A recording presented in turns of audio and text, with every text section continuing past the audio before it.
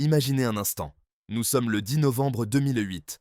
Barack Obama vient tout juste de remporter l'élection présidentielle américaine. Il se rend à la Maison-Blanche pour rencontrer le président sortant, George W. Bush. Lors de cette réunion, Bush dévoile à Obama l'existence d'une arme secrète, développée conjointement par les États-Unis et Israël depuis 2005. Son nom de code, Projet Jeux Olympiques. Cette arme visait l'une des installations nucléaires les plus fortifiées d'Iran, enfouie profondément sous terre.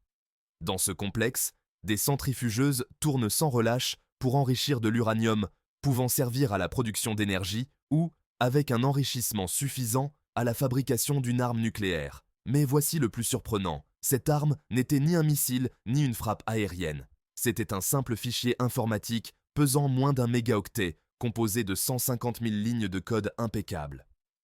C'est cette arme que le président devait révéler à Obama. Le déploiement de l'arme. Ce petit fichier avait été implanté en Iran, se propageant silencieusement à travers le pays. Il restait dormant, attendant patiemment le moment opportun. Son objectif ? Trouver un chemin jusqu'à une clé USB qui serait ensuite connectée à cette installation nucléaire souterraine. Et c'est exactement ce qui s'est produit.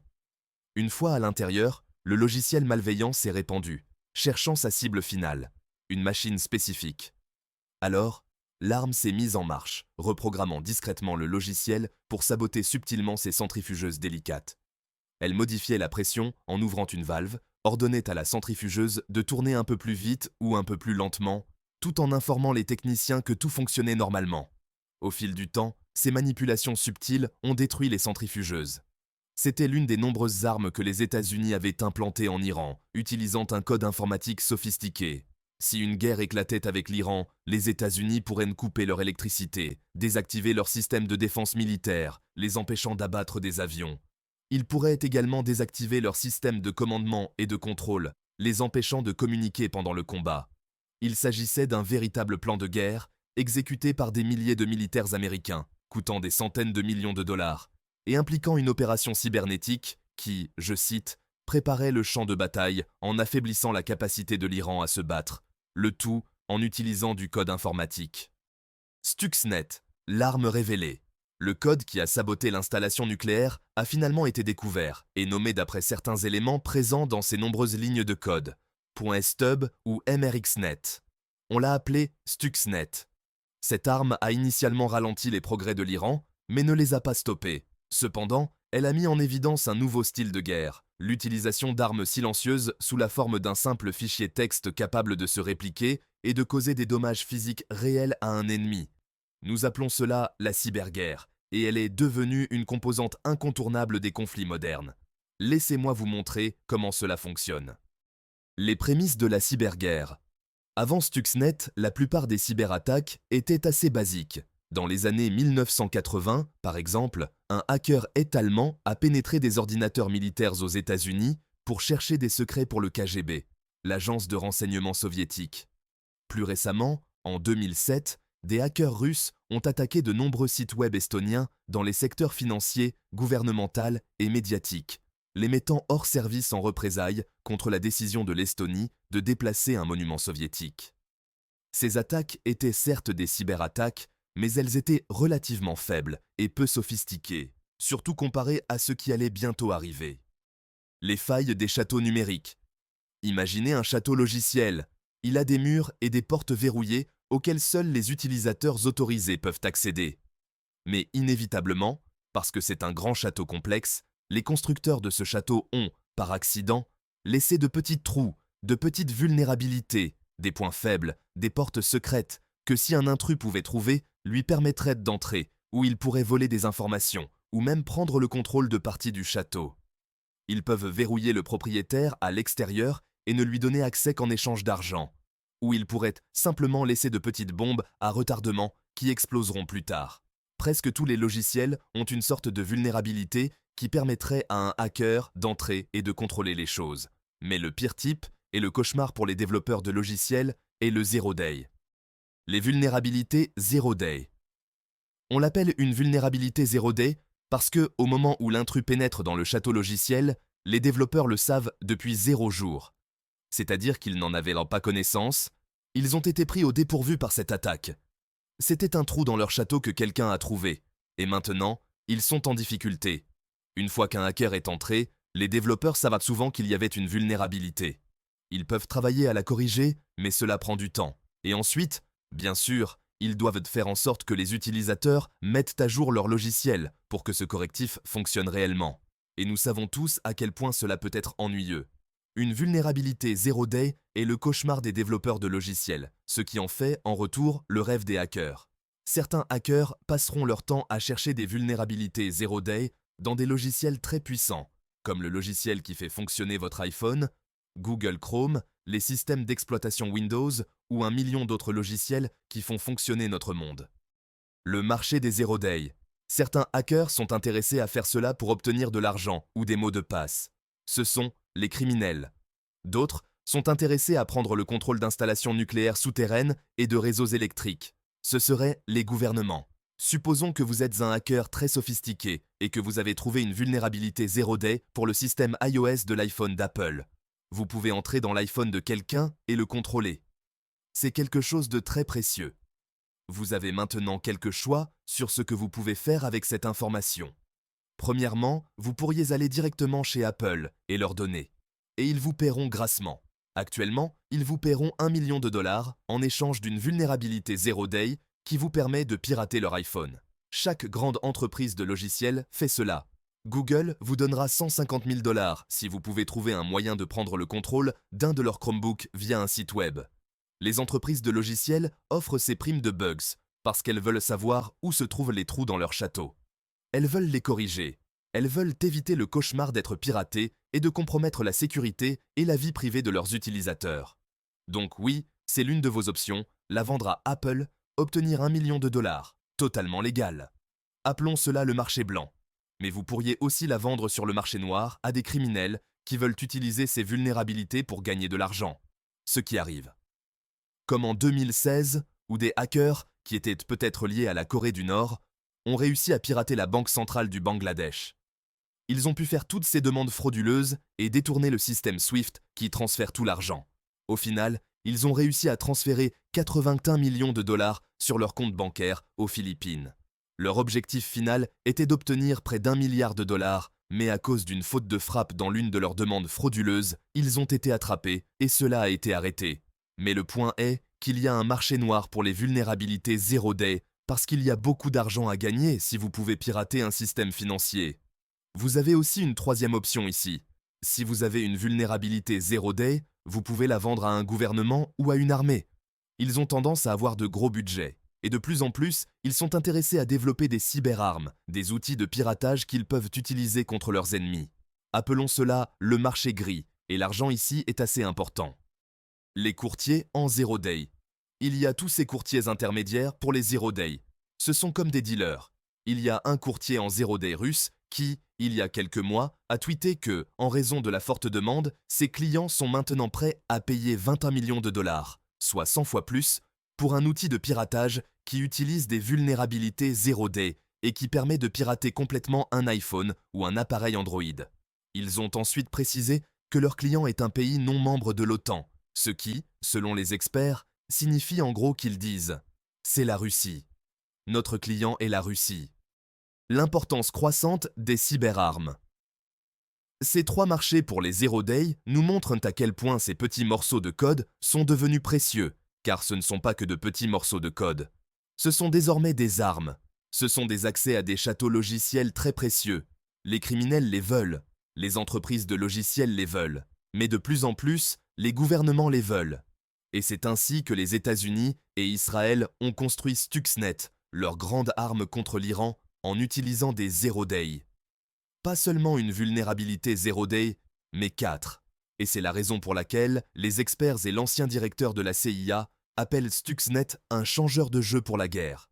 Parce que chaque fois qu'un pays utilise une nouvelle arme, tous les autres pays, en particulier les rivaux, réalisent qu'ils doivent égaler cette capacité et idéalement la surpasser.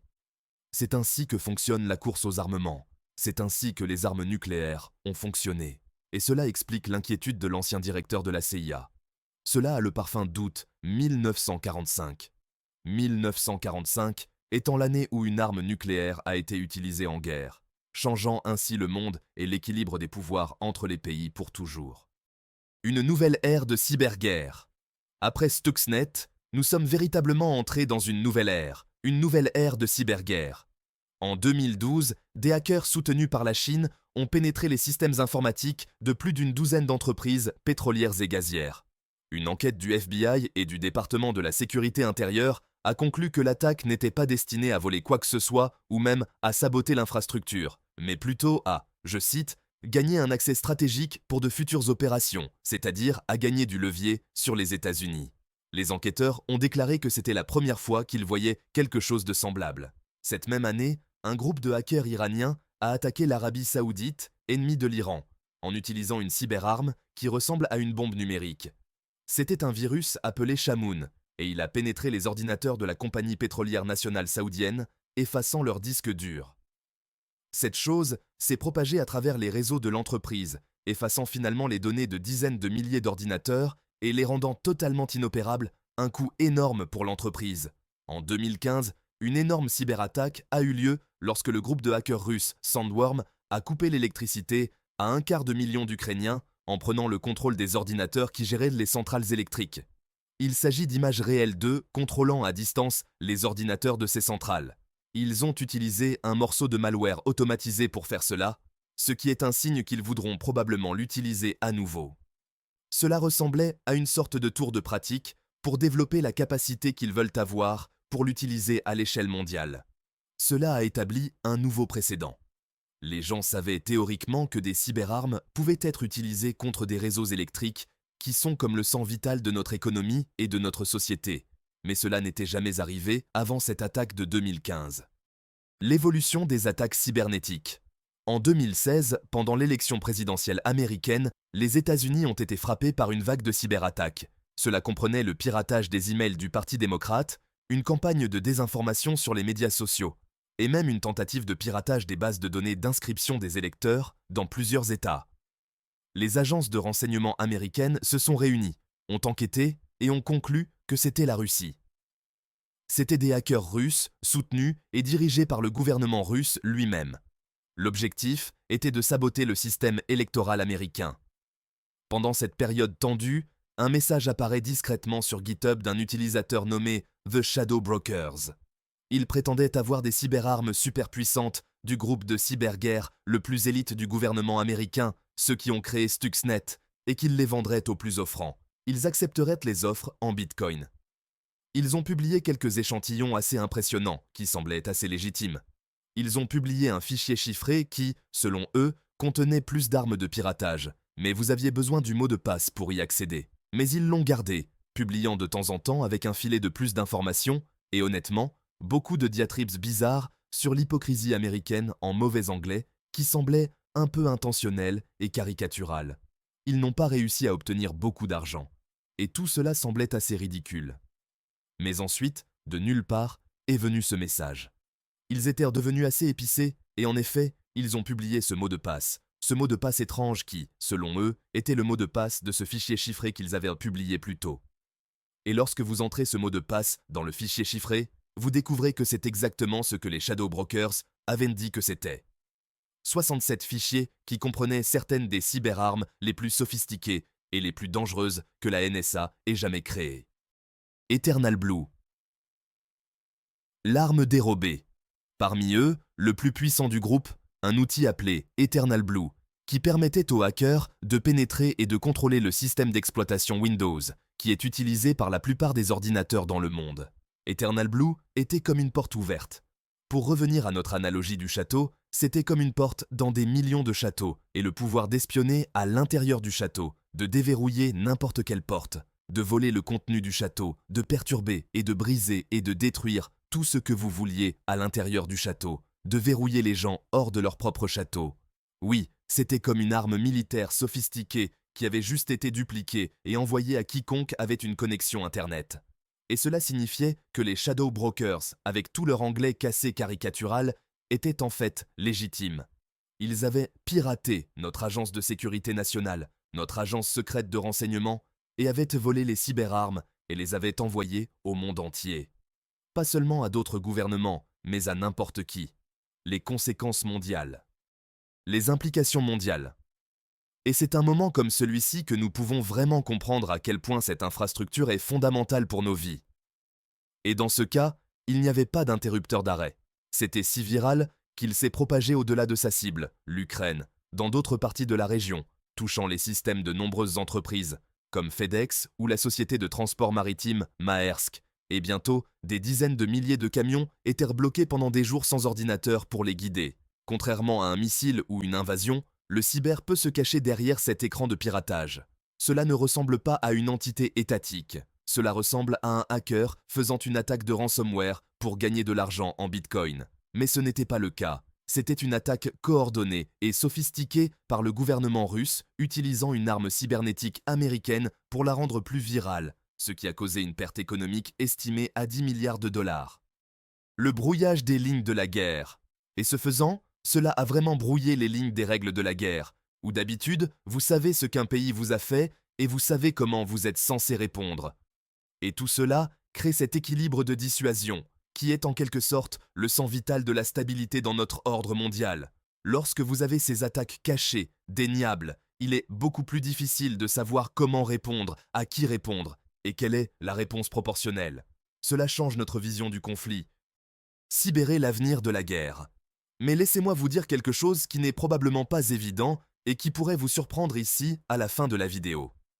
C'est que la plus grande menace à l'avenir, la chose qui va être la plus grande partie de la cyberguerre, ne sera pas ces grandes situations de scénario catastrophe comme la coupure du réseau électrique. Celle-ci pourrait arriver. Ce sont de vraies menaces. Nous devons nous y préparer. Mais comme toute arme de guerre, le cyber devient une arme qui est déployée subtilement, que les pays utiliseront pour entrer dans l'esprit de leurs ennemis. Comme en ce moment, nous pouvons être assez certains que la Russie et la Chine ont infiltré discrètement des parties de nos systèmes d'infrastructure. Ils n'ont rien fait avec cela. Mais ils sont probablement là. Du moins, c'est ce que beaucoup d'analystes et d'experts pensent, et que nous avons probablement fait la même chose chez eux. Et que nous sommes tous assis là, avec nos petites bombes à retardement placées dans le château de nos ennemis, au cas où nous aurions besoin de les utiliser. Et nous voulons que notre ennemi sache en quelque sorte que nous sommes là. Citation et réflexion. C'est le paradoxe étrange de la guerre, de la paix et de la dissuasion. L'une des forces qui a maintenu notre monde stable et exempt de conflits entre grandes puissances depuis 1945 a été le fait que nous avons des armes très puissantes, toutes pointées les unes sur les autres. Et donc, nous ne les utilisons pas. Les cyberarmes vont dans le sens de ce type de dissuasion. Espérons qu'elles ne seront jamais utilisées de la manière que nous craignons, ce scénario de fin du monde où elles coupent le réseau électrique et font une attaque à grande échelle. Oui, il y aura continuellement ces moments où des virus se propagent. Et pour les éviter, mettez simplement à jour vos logiciels. Je déteste ça autant que vous, mais l'authentification à 2 facteurs, nous devons le faire.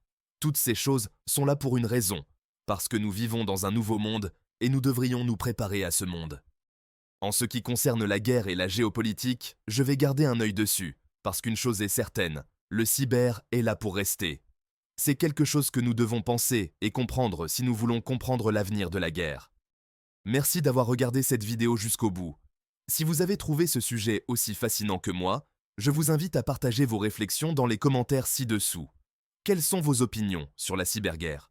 Pensez-vous que nous sommes préparés pour les défis à venir? N'oubliez pas de vous abonner à la chaîne pour ne pas manquer nos prochaines vidéos où nous continuerons à explorer les sujets qui façonnent notre monde. Activez la cloche pour recevoir les notifications et être le premier informé de nos nouvelles publications. Ensemble, restons informés et préparés pour l'avenir. Merci encore de votre soutien et à très bientôt dans la prochaine vidéo. Prenez soin de vous et restez connectés en toute sécurité.